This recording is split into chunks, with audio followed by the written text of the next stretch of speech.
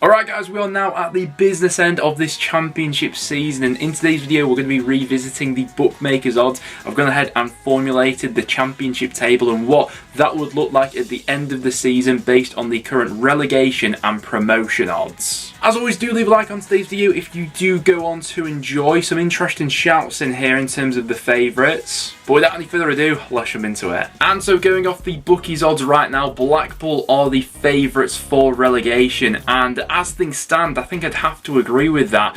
After sacking Appleton and bringing McCarthy in, I don't think there's been any resemblance of a new manager bounce really. I know they had that win over Stoke, but even Stoke were without some first teamers in that game, and generally speaking I think the performances there have been pretty turgid. From this point right now I am struggling to see how they claw this back, on the McCarthy especially, with how bad the performances have been. In 23rd place the bookies are then placing Huddersfield. Obviously they are rooted in the bottom three at the moment along with Blackpool. Neil Warnock has gone in there for the rescue job, and quite the contrasting first two games that he's been in charge of. That opening day win against Birmingham followed up by that absolute demolition job that Burnley did on them. I don't think anyone expected Huddersfield to get anything from that game. These next 5 or 6 matches I think will tell us a lot about Huddersfield and how far they have come under Neil Warnock, whether or not he still has that magic in him to go ahead and save this Huddersfield squad, because it has been a complete mess this season under a couple of managers so far. And the last team that the bookies have going down at the moment is Wigan Athletic in 22nd. Sean Maloney's gone in there, giving them more of an identity. I think from a coaching point of view they look a lot better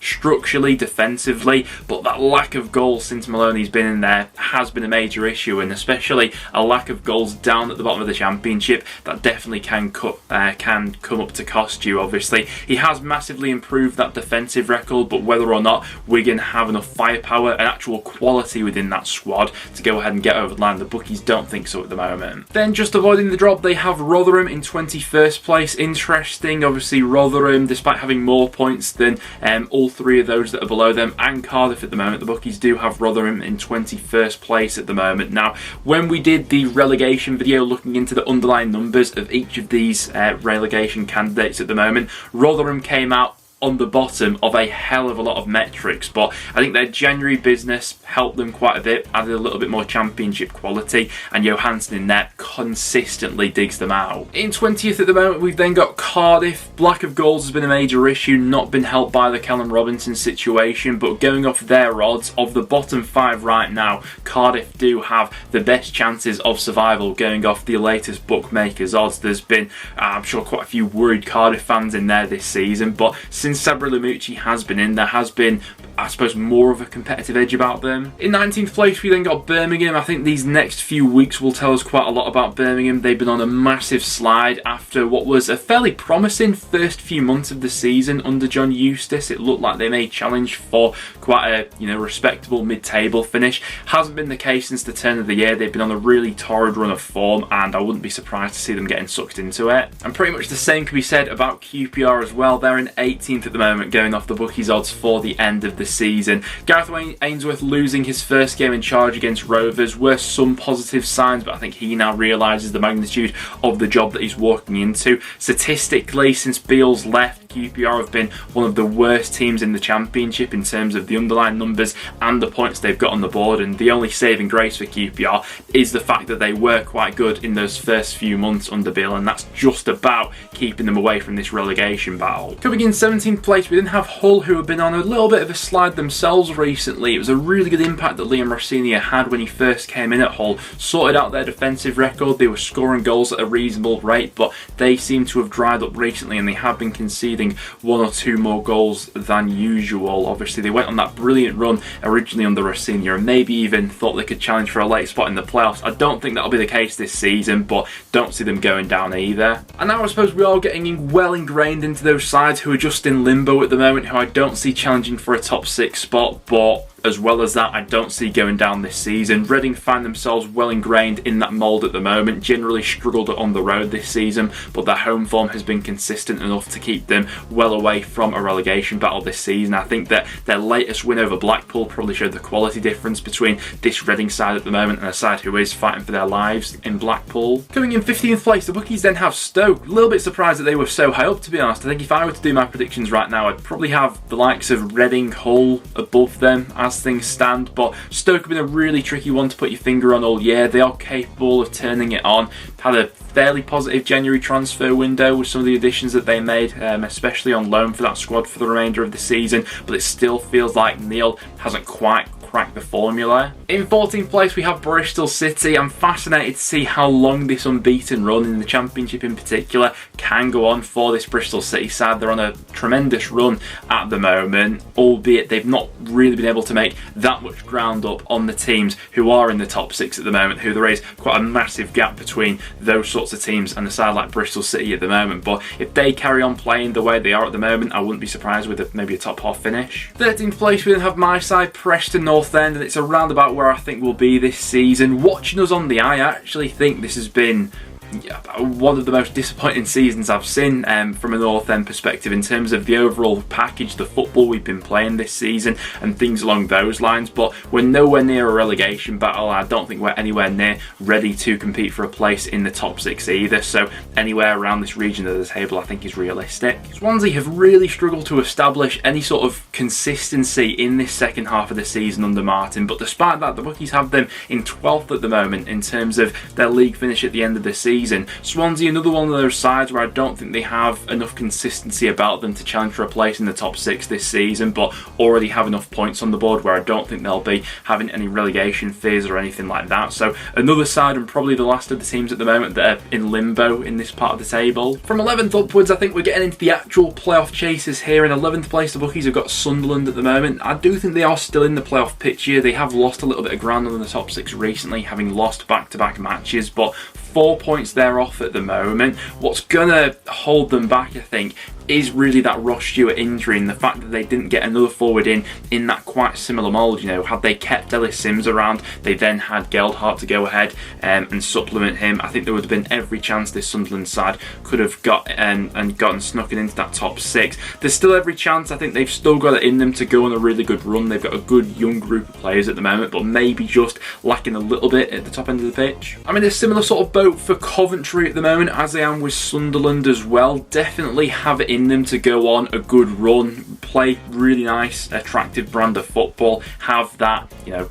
one or two superstars in their team who can absolutely make all the difference. Perhaps squad depth is going to cost them when, you know, we do get into the real grind of this second half of the season, when it is Saturday midweek, and that starts happening more regularly, but certainly not ruling them out just yet. Really interesting one. Despite being in a playoff position at the moment, the bookies currently have Blackburn Rovers predicted to finish 9th come the end of the season. Obviously, we have been there, done it before with Blackburn, who have, you know, threatened for a top 6 place throughout the majority of the season, all to just sort of fall away in the final few months. That was sort of a staple of the side under Tony Mowbray, I suppose. Some of the underlying metrics would suggest that there will be a regression later on into the season for Blackburn, but I think they've done really well over these last few games, especially to sort of limit the impact that the injuries to Dak and Brereton have actually had on this side, and there are a lot of good young players up and coming in this team at the moment. Big call from the bookies in 8th place. They've got Watford set to miss out as things stand.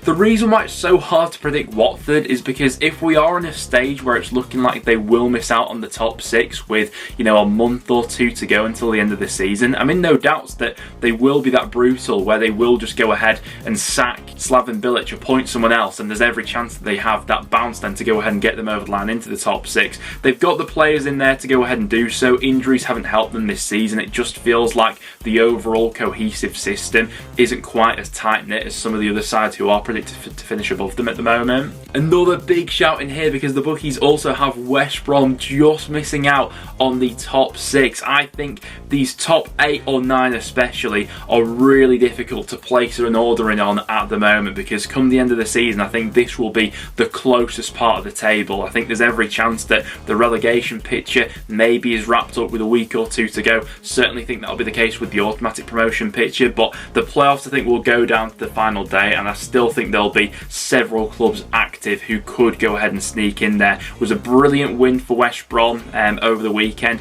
real statement victory over Middlesbrough. Now it's about getting that consistency about their play, because under Corberan I think they have looked good on the whole. Norwich just about starting to click up into gear though under David Wagner, and they are predicted to finish in a playoff spot at the moment, going off the latest bookmakers prediction odds. When Wagner first came in, he had those brilliant away wins at Coventry and Preston, but there were some quite inconsistent performances dotted around that opening month or so. Along with that, they seem to have put that behind them defensively, so the numbers would suggest that they have improved in that area, and going up through the gears in the final third, there is an abundance of talent whereby they should be making it into the top 6. Is this going to be the year of Millwall though, because they're predicted to finish in 5th place at the moment, going off the latest bookmakers odds. What's really held Millwall back in years gone by has been the fact that they've been so draw heavy under Gary Rowett, and when it came to, you know, the final few weeks of the season, they'd end up missing out on a playoff spot only by the smallest of margins, and you look at how many draws they'd finished the season with, and ultimately that would be what has cost them. Not been the case with Millwall massively this season. Only 8 draws. They've been a little bit more all in, willing to risk things. 15 wins this far into this season. They're in a playoff position at the moment, and they're not losing many matches. 4th on the bookies odds, they've got Luton Town. They are in a playoff position at the moment, and I think they've showcased that they can go toe-to-toe with anyone in the Championship, and I must admit I've been really impressed with them this season. A little bit pensive at the start of the year whether or not they'd be able to replicate what they did last season, especially as they had that speed bump thrown their way partway through the season with Nathan Jones leaving, but they've not looked back since the appointment of Rob Edwards. Watching Luton, generally speaking, even when they don't pick up points, I'm always left quite impressed with their performance, and certainly wouldn't rule them out from a top 6 finish. I feel like the games this weekend had a massive swing on the automatic promotion race, particularly when it comes to Middlesbrough and Sheffield United, and after how those games unfolded, it will come as no surprise to learn that Middlesbrough are the 3rd favourites for promotion as things stand, behind Sheffield United and Burnley. Had Michael Carrick been in at Middlesbrough from the start of the season, we could be having a totally different conversation right now, but as that wasn't the case, it does look more than likely that it will be a playoff finish for them, albeit I'm still not completely ruling anything out when it comes to an automatic promotion race. Still feel like we'll have 1 or 2 more twists and turns to come. And then, as we'd expect, it is the top 2 right now who are being tipped as the massive favourites for promotion. Sheffield United in at 2nd place and Burnley in at 1st place. Burnley, who, to be honest, are pretty much already over the line, if we're being completely honest. They've blown everyone out of the water pretty much in the Championship this season that they've faced. They've got pretty much a flawless home record this far into this season, and they've also been a fantastic watch away from home as well. The interesting thing does come to Sheffield United and Middlesbrough. There was that little bit of tension, especially when Middlesbrough went on that miraculous winning run and Sheffield United started to have that little bit of a stumble. But like we just mentioned then when speaking about Middlesbrough, I feel like the last weekend's games especially did have quite the influence on this, with Middlesbrough losing and Sheffield United winning, and the fact that the Blades still have a game in hand on Borough as well. But as you can see to the side of me, those are the current promotion and relegation odds, and what the Championship table will look like at the end of the season if all of those are currently spot on by the bookies. That'll go ahead and wrap it up for today's video though, guys. If you did go on to enjoy, make sure to leave a like and do stick around and subscribe for some regular Championship content. Any changes that you would personally make to that league table, do let me know in the comments down below. Apart from that though, guys, thanks for watching, and I'll see you all in the next one.